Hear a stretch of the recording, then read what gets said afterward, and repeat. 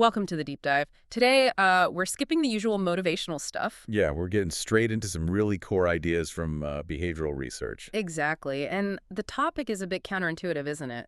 Finding that sort of instant happiness or maybe peace, not by adding more things. No, not at all.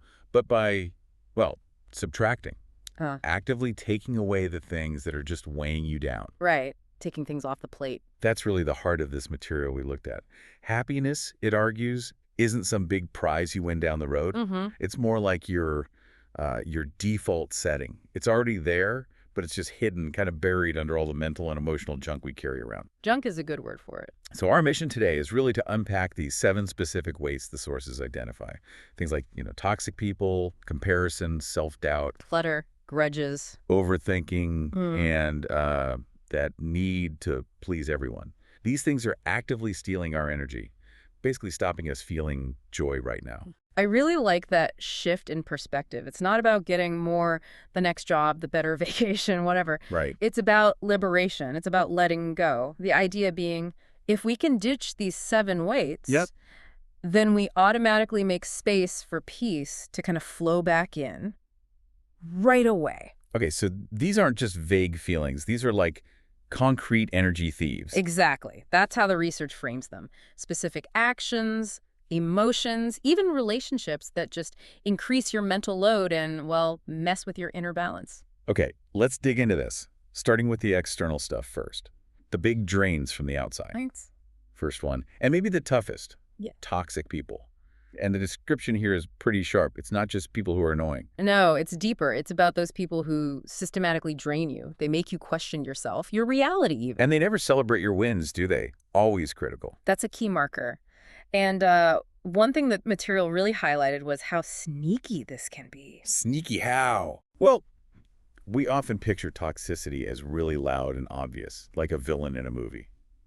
But the research shows it often wears a disguise. Like a friend or family? Exactly. Close friends, family members, even partners, people who seem supportive, smile to your face. But underneath? Underneath, they might be secretly rooting against you, maybe feeding off your insecurities to make themselves feel better. It's about control, not real connection. Okay, but hold on. Cutting off family. Lifelong friends. That sounds harsh. Especially if we're aiming for inner peace. Did the sources talk about, alternatives? Yeah. Ways to manage it without a total break? That's a really important point. And yes, the material is practical about this. It acknowledges a clean break isn't always possible or even desirable sometimes. So what then? It stresses you have to drastically limit exposure, change how you engage. For instance, the research implies using methods like, becoming emotionally unavailable to them, like a gray rock. Gray rock. Meaning? You just become boring, unresponsive. You don't give them the drama or the reaction they feed on. The core message is stark, though. You cannot heal in the same place that keeps breaking you. Right. That makes sense. So protecting your peace, in this context, isn't selfish. It's survival. So the permission slip here is basically saying that just because someone's been around a long time or you share blood, that doesn't automatically mean you owe them your peace if they aren't respectful or kind. That's it, precisely. The cost of keeping that toxic presence, even in a limited way, often outweighs any sense of obligation. Removing them, or, building strong boundaries, is framed as a powerful act of self-love. It frees up so much energy. Okay, let's move to the second big external drain, comparison. The sources call it the silent thief. I like that description. It's good, isn't it? Because it just sort of sneaks in, plants that seed of doubt that your life isn't quite good enough because someone else's looks shinier. Yeah, and social media pours gasoline on that fire, right? Oh, absolutely. It amplifies it massively. We end up comparing our, messy behind-the-scenes reality. Our everyday grind. Exactly. Our worries, our struggles, our actual effort. Yeah. To someone else's perfectly polished highlight reel. Their curated output. Which is almost never the full picture. It's the vacation shot, not the argument they had 5 minutes before taking it. Precisely. And the danger is huge. Comparison literally blinds you to your own good stuff, your own progress, your own blessings. You stop seeing how far you've come. Yeah, you're too busy staring at where you think they are, at their supposed finish line. It just kills gratitude instantly and fuels resentment. So the antidote has to be internal, right? Shifting focus inward. Completely. It's appreciation. Actively, consciously focusing on your own path. Your wins, however small, your unique rhythm. the stuff you've actually built or overcome. Focusing on your lane. Exactly. When you do that, the energy shifts. It goes from envy, looking outward, to empowerment, looking inward.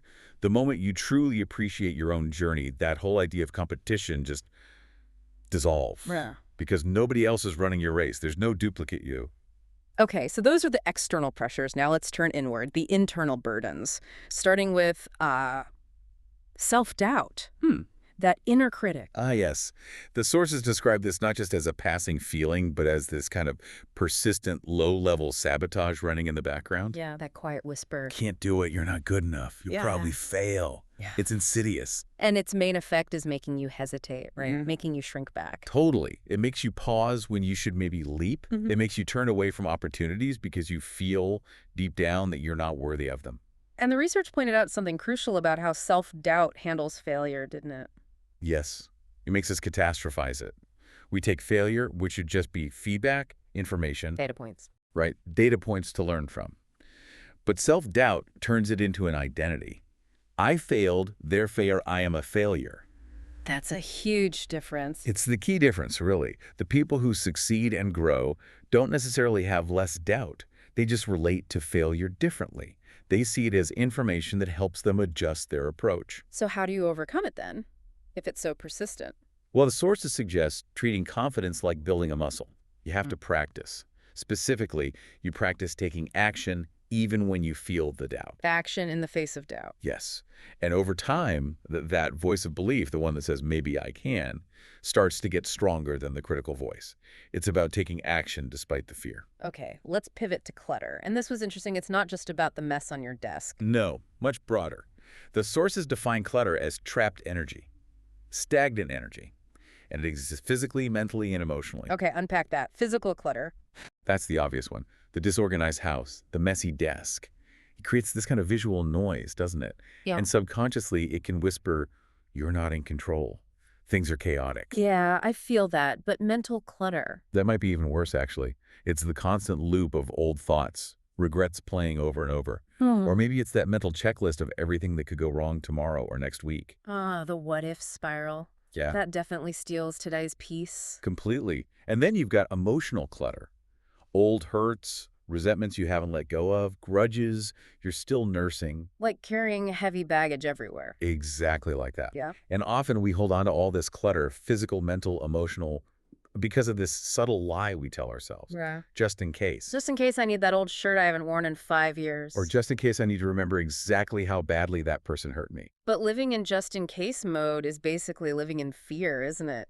It is. It's fear-based living. Yeah. So releasing clutter, whether it's donating those clothes or consciously letting go of an old grievance, is presented as an act of trust. Trust in what? Trusting that letting go creates space. Trusting that something better can fill that space. We literally can't embrace peace if our arms are already full of stuff that doesn't serve us anymore. We need room to breathe. Which leads perfectly into the next internal burden. Grudges. Yeah. That emotional clutter. The sources used a really pertinent analogy for this one. Burning coal. Yeah. Holding on to a grudge is like holding a burning coal, intending to eventually throw it at someone else. But you're the one getting burned the whole time you're holding it. It's so vivid and accurate, don't you think? Absolutely. The cost is immense, physically and emotionally.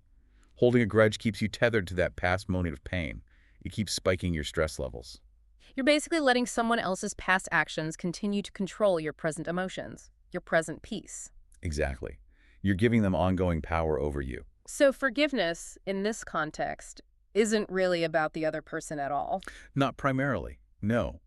The research frames it as an act of self-liberation. It's entirely for you. It's selfish in the best possible way. Precisely. It's choosing to put down the burning coal. It's choosing freedom. And it's crucial to note what forgiveness isn't, according to these sources. Right. It's not forgetting what happened. No. And it's not excusing the behavior. It doesn't even mean you have to reconcile or let that person back into your life. Not at all. It's simply making an internal choice. My peace, my freedom, matters more than holding on to this pain. I'm choosing to stop being a prisoner of the past. Okay. Let's shift to the last two weights, which seem more like behavioral patterns or traps we fall into.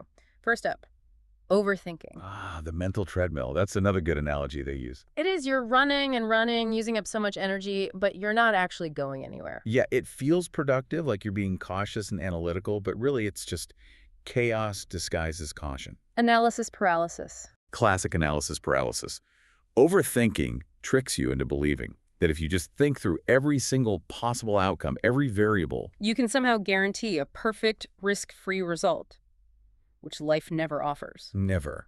So it just delays decisions, sometimes indefinitely. It traps you in this mental storm of what-ifs and stops you from taking necessary action. And the sources mention something called double suffering. What was that? Right, that's the idea that you suffer twice. First, you suffer intensely in your own thoughts, building up the problem, imagining the worst-case scenario in vivid detail. You torture yourself mentally. Exactly. And then you suffer again in reality, which very often turns out to be way less terrible than the disaster movie you created in your head. So you put yourself through it twice, unnecessarily. Pretty much. Peace comes, the research suggests, when you start to let go of needing to control everything, when you accept uncertainty as just part of life. Trusting things will unfold. Yeah, and trusting you can handle them when they do. The present moment usually has what you need, but overthinking yanks you out of the present and throws you into some imagined future catastrophe. Yeah. It strips your power right now. Okay, final weight. The need to please everyone, described as a silent prison. That really resonates, doesn't it? This constant effort to gain approval, to avoid conflict or judgment at all costs. It forces you to wear a mask. Constantly. Yeah. And piece by piece, you end up abandoning your authentic self just to keep others happy, or at least not unhappy with you. And it comes from fear, right? Fear of being disliked, judged. Deep down, yes. It's tying your sense of worth to how useful you are to others, how agreeable, how accommodating. You become a performer. We've all done it, haven't we? Nodded along when we disagreed, said yes when we meant no. Oh, absolutely, just to keep the peace or not rock the boat. But the cost is huge. What's the ultimate cost? You betray your own needs consistently. You silence your own voice. You settle. And the irony is you often end up not really pleasing anyone properly, especially not yourself. You feel resentful and inauthentic. So how do you break out of that prison? The sources point to the moment you choose yourself. When you decide your worth isn't up for debate. When you start saying no, honestly. Exactly. When you say no, when you mean no, and stand firm in what feels right for you, even if it disappoints someone, that's when you stop begging for external validation. And that's where the freedom is. That's where the real joy comes in. Because the people who truly value you, they need the real you, the authentic you, flaws and all, not the performer. That authenticity is liberating. So looking back at all 7, toxic people, comparison, self-doubt, clutter, grudges, overthinking, people-pleasing. It's quite a list. It is. Yeah, heavy list. But the main message running through all of it seems pretty clear, doesn't it? The most vital work isn't about getting more, achieving more. No, it's about releasing more, Yeah. letting go of the baggage. And each time you let something go, cut ties with someone toxic, stop comparing, challenge self-doubt, it's like an act of liberation.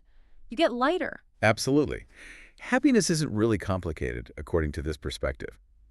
It's not hiding out there somewhere. It just surfaces. It rises up naturally when you finally decide that your inner peace matters more.